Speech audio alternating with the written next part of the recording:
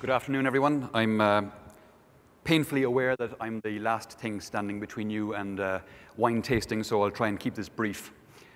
I have 66 slides to get through in my presentation, so I'll rip through them reasonably quickly.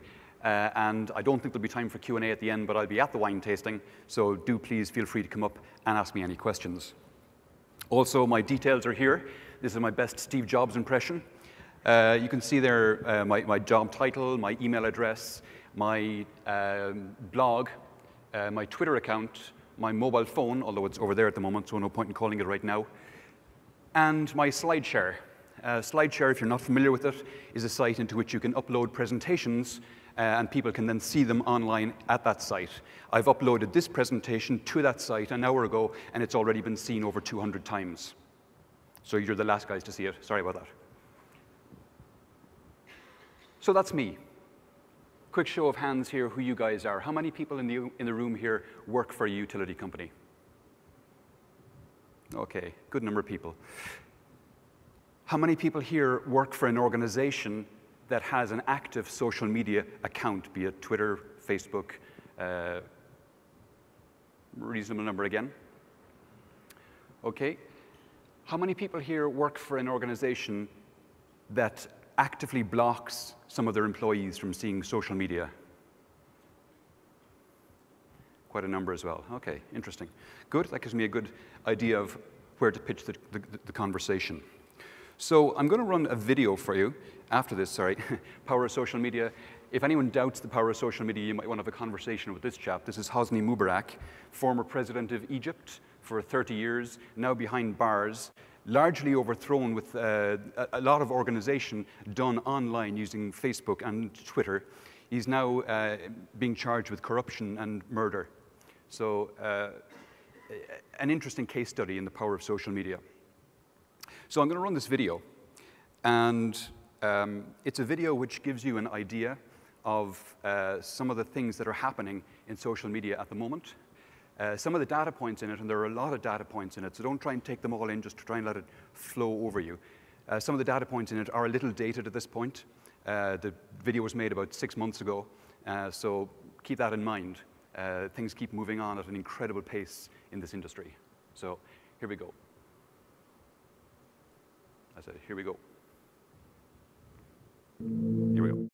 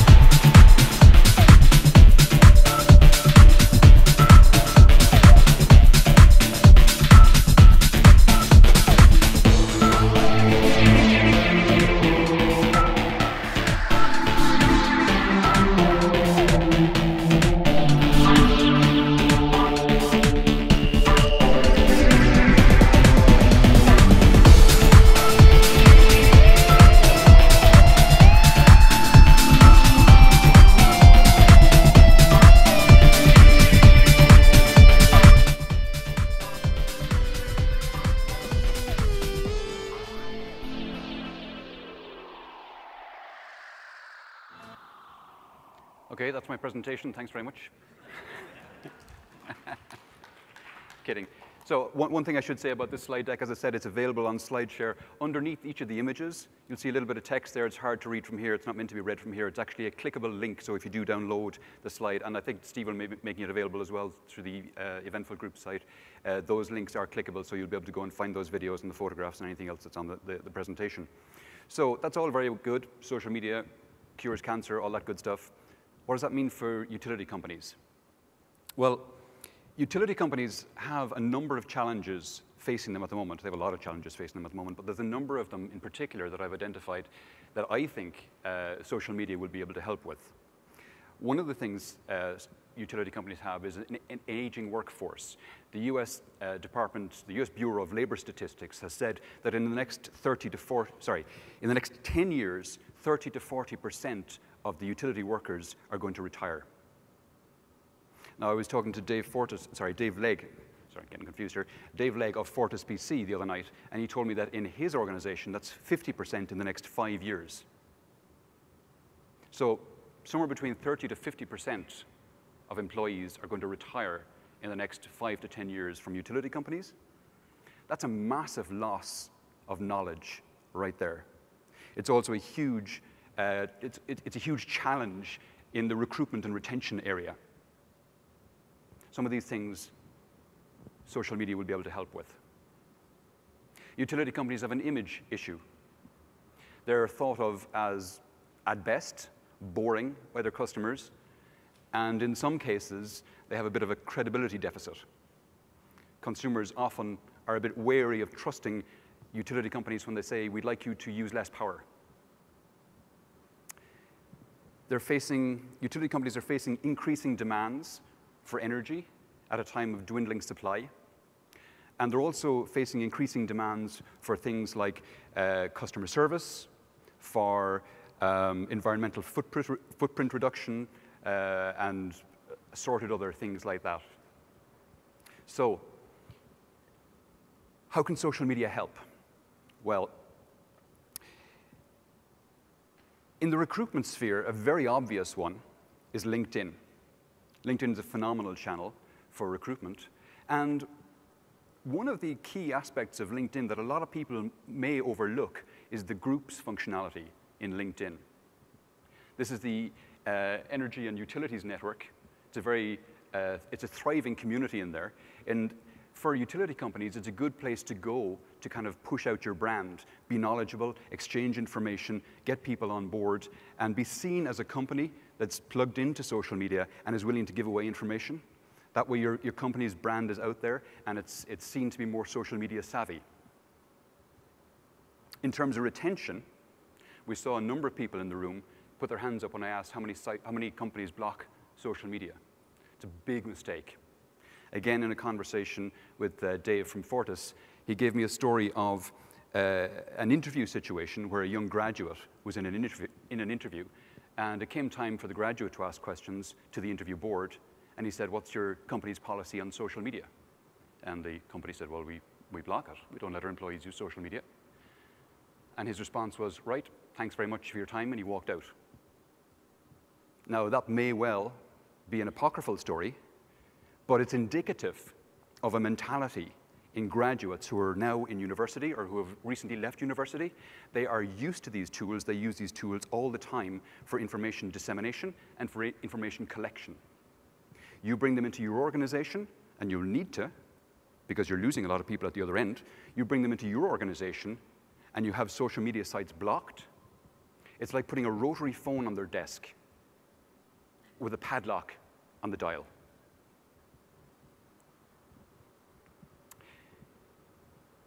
So another challenge social media can help with, as I said, is around image and the fact that utility companies are often perceived as boring. Another company that had this kind of staid and tired image was a company called Old Spice. They make cologne, men's cologne, and bath products and things like that. And they decided last year that they were going to go on a bit of a social media spree and rebrand themselves. Well, not rebrand, but spruce up their image a bit. So they ran a series of ads on YouTube, and this is one of them. I'll just run it for you. Hello, ladies. Look at your man. Now back to me. Now back at your man. Now back to me. Sadly, he isn't me. But if he stopped using lady-scented body wash and switched to Old Spice, he could smell like he's me.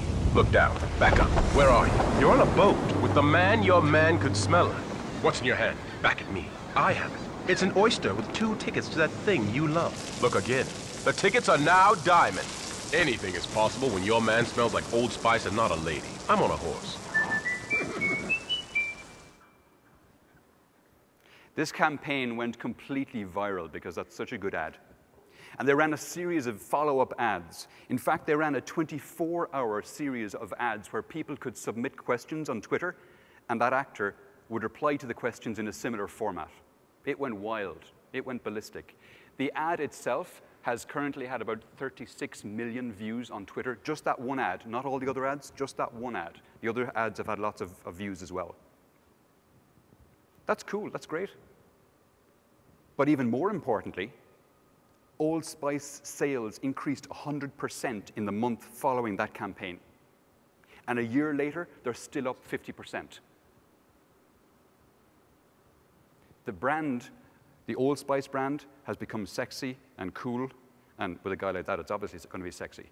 But it's become cool and hip and trendy. I mentioned knowledge management and a lot of knowledge walking out the door with the elder generation as they start to retire. Well, you're not going to be able to suck the information out of their heads, not within a device like this anyway. But what you can do is you can start rolling out some social media platforms, because the old knowledge management techniques never really ran so well. But when you make it more interesting for people, they start becoming more willing to share the information. Now, you don't really want to be having the pointy-haired boss-type blogger on board. That one never goes down that well. But what you want to do is you want to roll out, for example, an internal blogging scheme. Don't bother trying to read that. It's just an example. That's a screenshot of an internal blog on IBM. The blogger there is a guy called Luis Benitez. One of the things to notice is, you see a little red circle up there? I've got that circling a way of recommending that blog post. If you're on the internal IBM blog and you read that blog and you think, well, that's a good blog post, got a lot out of that. You can click on that little green button there, and it gets an extra star. So it's a rating mechanism for blog posts on that internal platform, the IBM internal blog platform. IBM have got 18,000 blogs on their internal platform, 18,000 individual blogs. And that's a huge sea of information. And as people blog and as they put up posts, they're either recommended if they're good or they're not, and they get lost if they're not good. You can see as well that on this platform, on the right-hand side, you've got similar blogs listed. So if this is one you find particularly interesting, you see similar bloggers there, and that's automatically generated based on the content. On the left-hand side, you've got what's called a tag cloud. Clicking on any of those words in the tag cloud gets you similar content. So it's an incredible way of getting information spread out through the organization and collated back in again. And as I say, there's 18,000 of them there. This is another blog. It's a friend of mine, a guy called Andy Piper. And Andy Piper is celebrating in this blog post his 6th anniversary as an internal blogger on the IBM blogging platform. So he's been at it 6 years. In fact, the blogging platform, the internal blogging platform on IBM has been going strong for 8 years now. So IBM have got this stuff mastered. And they're not the only ones. There's lots of other companies doing it. But it's a great way of capturing that information and sharing it throughout the organization. You don't have to just stick with blogs. You want to be taking a broad approach to this. This is a screenshot of Wikipedia, and just happens to be the SAP Wikipedia page. But the circle up there is circling. You don't bother trying to read it. It's far away, I know, and small. But the circle there is circling the edit button. You might not have noticed it, but on every single Wikipedia page, there's an edit button. And this means you can click on the edit button and change the content of the page. And that's what makes Wikipedia so powerful. Anyone can change the content of any page on the site. So if you know something is wrong on a page, you can go in and correct it. And an example of this, for me, that was really interesting was a few years ago when I was living in Ireland. I was working in the kitchen at home on my laptop, and I had the radio on in the background. And it was around the time of the papal enclave. They were electing a new pope. And the radio was on, I was listening to music, and the next minute the news broke into the programming and said, the cardinals are out on the balcony in St. Peter's Square. We think they're going to make an announcement. And the next minute, the voices start coming over speaking Latin, no idea what they were saying. But I heard the word Ratzinger. And I recognized he had been mentioned in a couple of previous news broadcasts as Cardinal Ratzinger, a German cardinal who was up for the papacy. So I immediately pull up Wikipedia, type in Ratzinger, and I'm redirected straight away in real time before the Latin has finished to the web page on Wikipedia of Pope Benedict, whatever number he is. I start reading down through it, and I see a section in it about alleged Nazi links in his youth. And I call my wife over to look at it, and I say, look at this. And I refresh the page, and it's gone. It's been edited out. It turns out it wasn't true, what had been said there. So it happens in real time. Stuff is corrected. If you go in and you make a change on that SAP page or any page in there, and it's factually incorrect, the chances are within minutes it'll be edited back out. PBworks is a company that provide a hosted wiki for you.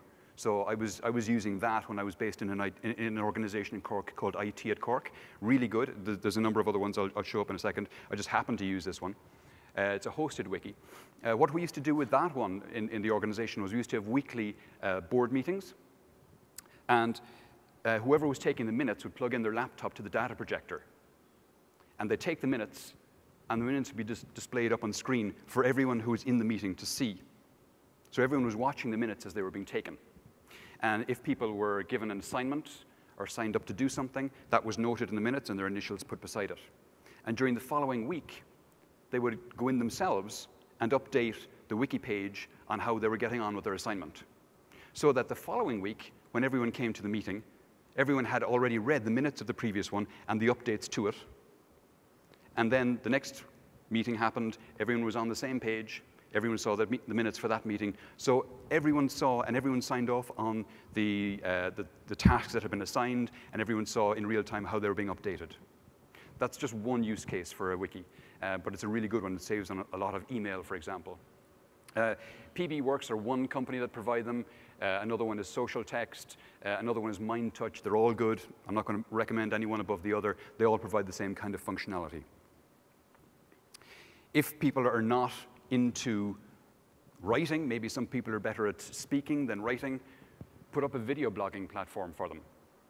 Or go around with a camera and just start interviewing people, asking them what they're doing, and put it up on a central site. Put it up on YouTube and just have it for internal viewing if that's what you want, or let everyone see it. Why not? Other kind of communications platforms and sharing and collaboration platforms that are available are ones like SalesForce's Chatter.com, which allows you internally to have a kind of a Facebook and a collaborative Facebooking application internally. You can invite customers in as well if you want or not, but it can be internal and external. You get similar functionality from things like Huddle. And this is SAP's Streamwork application, which is reasonably similar as well. And this is Ripple. Ripple is a performance management application, which is collaborative and sharing, and it's open and transparent, and everyone sees. So it's another one of these applications. The point about these applications is these are the kinds of applications that people are using in college at the moment. And these are the kinds of applications and the kinds of functionality they expect when they go into their new employer. And they will feel extremely restricted if they don't have access to these kinds of tools, which they're already well familiar with. And they'll get frustrated if you're hobbling their functionality. They'll get frustrated and they'll move on. And that's not what you want. This, for example, is a Google spreadsheet. Google provides spreadsheet functionality. In this particular screenshot, it's two people working on the spreadsheet at the same time. The spreadsheet is delivered via a browser. There's two people working on it, the blue one and the red one. And over on the right-hand side, You can see a chat stream that's going on as they're talking to each other about the edits they're making to the spreadsheet. And they can be anywhere in the world. So those are some scenarios. There's customer service scenarios, which are phenomenal, that can be addressed using social media as well. A great case study here is KLM. Last year, when we had the volcano on the ash cloud over Europe, KLM hired 120 people and put them full-time, in shifts, full-time, monitoring specifically Facebook and Twitter, the two key ones. And they were monitoring them, they were looking for mentions of KLM, they were looking for KLM customers who were stranded somewhere, and they did their best, and they went all out until the ash cloud cleared up. They kept the volume of calls down at the call center to a minimum. It was so successful for KLM that they continued the program. They scaled it down because they didn't need 120 anymore, but they now have 23 people full-time on social media in their social media department, constantly monitoring mentions of KLM, reaching out to people, helping anyone who's in trouble. There was a hurricane here a couple of weeks back up the East Coast. And a great example of a response to a hurricane using social media was Baltimore Gas and Electric. It was one of the ones I found. There was a number of them, but Baltimore Gas and Electric really went to town on it. You can see this is their home page. And the yellow bit at the top is informational. And you can click on links there and go in and get more information about Irene. But down in the bottom right there, you see there are links to their different social media channels, and their Twitter one is highlighted. And these are all links. So on their YouTube page, they had 25 videos about Irene. The first 9 videos they put up about Irene were about preparation, getting ready for Irene's coming. This is what you need to do. The next 16 videos they put up about Irene were about the restoration works that were going on in the different parts of their constituency.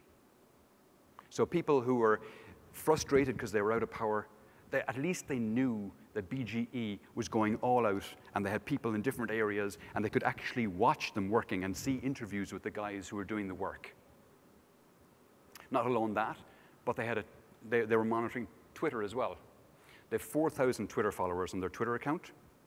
They were doing things like they were saying to people, you can see the bottom one there, they're saying to people, DM me your address and I'll send you an ETR. DM is Twitter speak for send it to me privately so that no one else sees your address. Send it to me privately, I'll take a look, and I'll send you back an ETR, an estimated time of restoration. They're answering people's questions, and they're also telling people in the top one what percentage of restoration they're at this point. On their Facebook page, they have something like, 5,800 followers. And again, they're doing the same thing. They're looking at people going to their Facebook page. People are asking questions about the restoration, and they're answering them in real time. They had a Flickr stream. Flickr is a photographic site, a photo sharing site. They had 158 photos related to Irene. So again, people could go in there and they could see what was going on. And it's not just Irene-related stuff. This is the playlists page on their YouTube channel. They have videos there related to community programs they're involved with, related to safety with electricity, related to news coverage they've received, related to smart energy.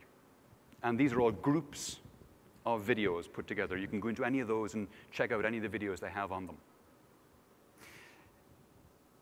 Dominion was another one that did really well. Dominion you can see the videos they put up there. Some of those videos have had 6,000 views. People are really interested in finding out what was going on, obviously, around Irene. And Dominion's Twitter account, they have over 7,000 followers, over 3,000 tweets, and again, they were doing a stellar job about keeping people informed.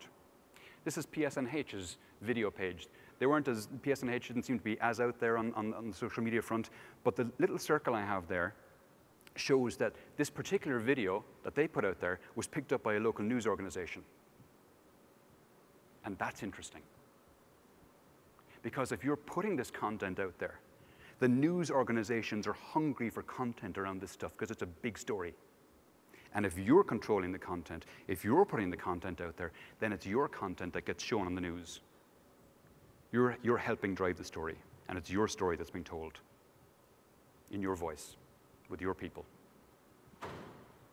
Now, here's a thought for you. What if every truck roll for an outage has a smartphone as a matter of course, so that when they get to site, there's an outage, maybe a truck hit a pole or a tree came down. The first thing one of the guys in the truck does is gets out the smartphone, takes a quick video of what's after happening, does a bit of a voiceover, says, we arrived here at this time on this day, this is what's after happening, we reckon it'll take us about an hour to fix, we should be back up at this time. And then he clicks a button to post to YouTube. It's entirely possible today. All it takes is a process change. And what happens? Your people on Twitter, your people on Facebook are monitoring the YouTube channel. As soon as any queries come in, they direct all queries to the YouTube page. See this video on our YouTube page. This is what's after happening. This is when we'll be back up. We have people on the ground. This is them working on it.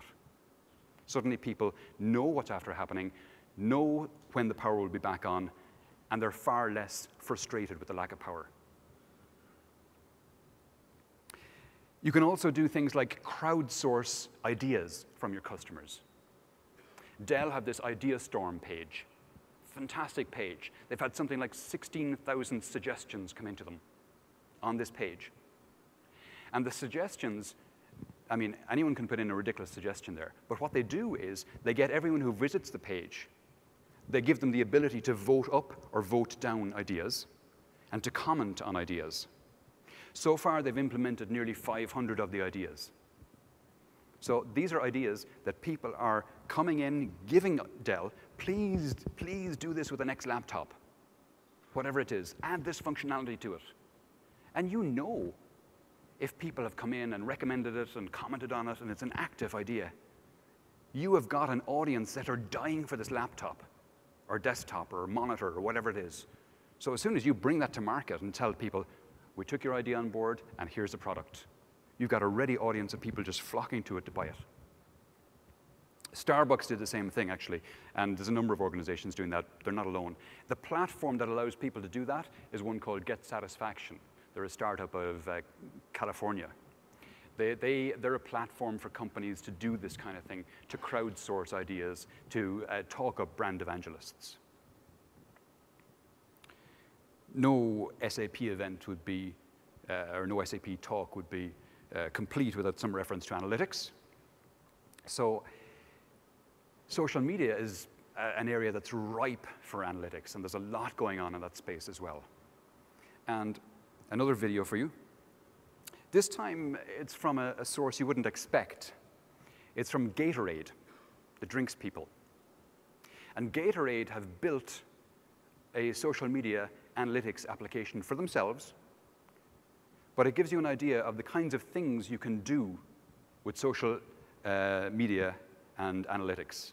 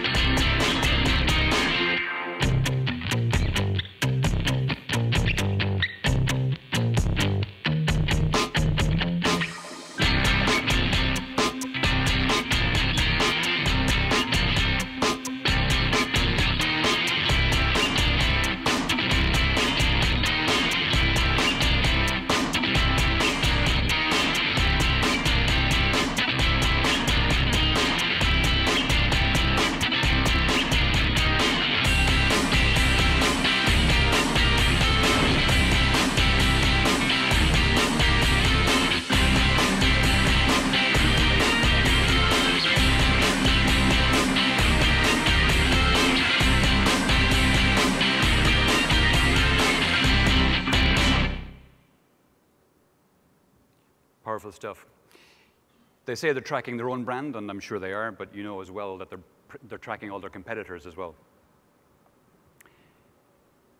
The application mission control that they're using there was built with the aid of a company called Radian 6. Radian 6 were bought by SalesForce a couple of weeks back for $340 million. Radian 6 aren't the only player in the game. IBM have a social media analytics application that they released earlier this year. Adobe have one, which they got by their purchase of Omniture last year for $1.8 billion. And SAS have one as well, and there are a number of other players out there. There's a German one, Advantech or something like that, and there's a few others in startup mode on various stages. So it's a hot happening area. So I mentioned energy management and the increasing demands that utilities are facing around energy, and how can we affect that with social media? Well, firstly, you've got to be aware that according to this Oracle study released not so long ago, at least 95% of your customers are interested in energy management information or energy consumption information. And then you get these kinds of applications being released. This is one out of SAP research, and it's a kind of a prototype energy management application. It's not that interesting, really. There's a metric called the mean time to kitchen drawer. It's also known as the mean time to junk drawer. I think you know what it is. It's, you get something, this energy management application, and it's all shiny, and you flip on a light switch, and the graph goes up, and you flip off the light switch, and the graph goes down, and oh, that's cool, for about 10 minutes. And then a week or two later, you might look at it again, and a month or two later, and eventually it's consigned to the proverbial kitchen drawer, and you never see it again. So how do you fix that? Well, this is the new smart meter analytics application that SAP are releasing. And they've gone some way towards fixing it. They've got little buttons there for sharing that information with your social graph. You can push it out to your Twitter account or your Facebook account, and you just push the button and you get this thing up and you click submit and it's sent out to your site, and that's cool.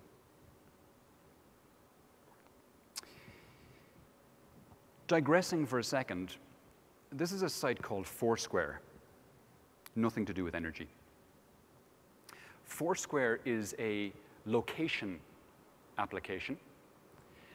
When you go somewhere, you can check into that location on Foursquare, which tells people where you are at this point in time.